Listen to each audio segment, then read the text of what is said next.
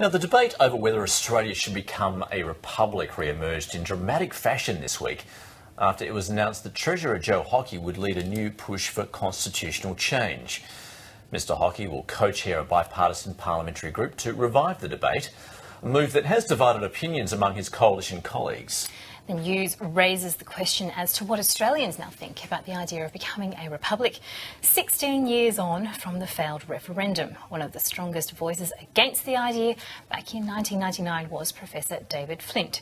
He's the national convener of Australians for Constitutional Monarchy, and he joins us now from Canberra. Good morning to you, Professor Flint. Thank you for joining us. How do you feel about the news that Joe Hockey in particular is involved in this parliamentary friendship group that's looking into the issue, and is it time for Australia to finally address this question? Well, it's extraordinary that a minister in the government, without telling the Prime Minister, would decide to enter into an alliance which will promote a particularly Labor Party project recently adopted at the National Conference of the ALP, that is, to have two plebiscites followed by a national vote for a convention followed by referendum, 4 national votes. And this is at a time when there's a complete lack of confidence in the politicians, there's a lack of confidence in the criminal justice system and in parts of the judiciary.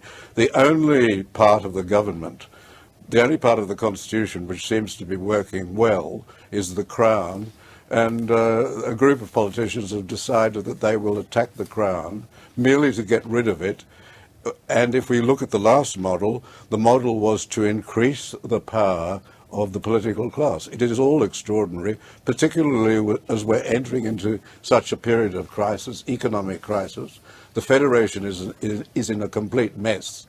And yet here we have the Treasurer deciding to enter into this without even telling the Prime Minister he was going to do this. Oh, you mentioned Labor. You would think that they would be bemused by this. On the one hand, yes, they would like to see a republic, but also the fact that perhaps it's a sign that the Treasurer is taking his eye off the ball as far as the economy is concerned. So what do you think Joe Hockey's colleagues make of this move?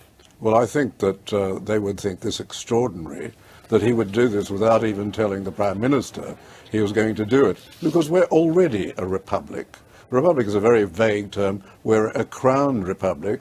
We have an Australian head of state. There's nothing wrong with that part of the constitutional system. The people decided this. We spent almost a decade on this. The politicians were distracted by this, and yet it was won.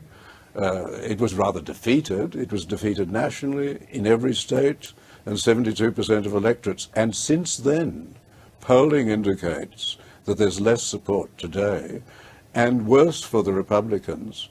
When back in 1999, the oldest Australians were the strongest supporters of the Crown, now the young are rivaling the old as the strongest supporters of the Crown. That's a time bomb they haven't even taken into consideration. Yeah, is there real evidence of that? You're saying polling suggests then that, are you saying what people say under 30 are more in favour of the status quo, or they're actually saying they support the monarchy?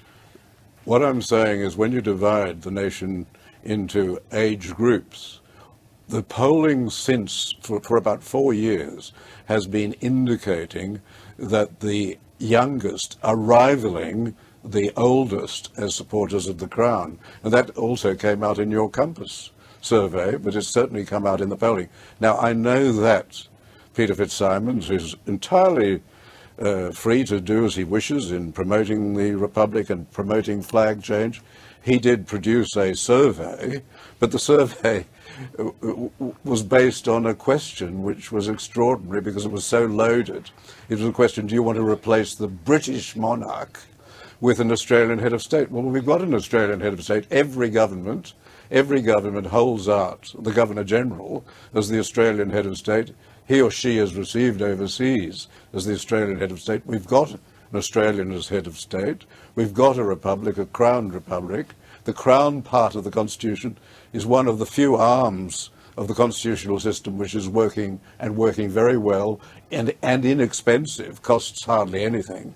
And yet this is the part which the politicians who have just emerged from a scandal about their expenses, who are unaccountable between elections, are deciding that they will attack. Well, given the authority that we do have in our Governor-General and the recognition of that position, why not then adopt the proposed model that's been put forward by Peter Fitzsimons, that instead of the appointment being approved by the British monarch, that this is then an appointment that is approved by the Australian Parliament instead? Well, that's exactly what we looked at in 1999, and as we said at the time, this would be the only republic in the world in which the Prime Minister could sack the President without notice, without grounds, and without any appeal. That model turned the President into the puppet of the Prime Minister. In other words, it greatly enhanced the powers of the Prime Minister. Now, that was the model. We voted on it before. And all they're saying is, this time, let's call the President a Governor-General, the very office which they attack, saying that we can't have a Governor-General because it suggests that we're in some form of tutelage with the United Kingdom. But let's call the President a Governor-General because our diplomats can't explain what a Governor-General is to other countries. It is ridiculous that we should be spending a minute on this. Fully entitled, Peter Fitzsimons is fully entitled to do this.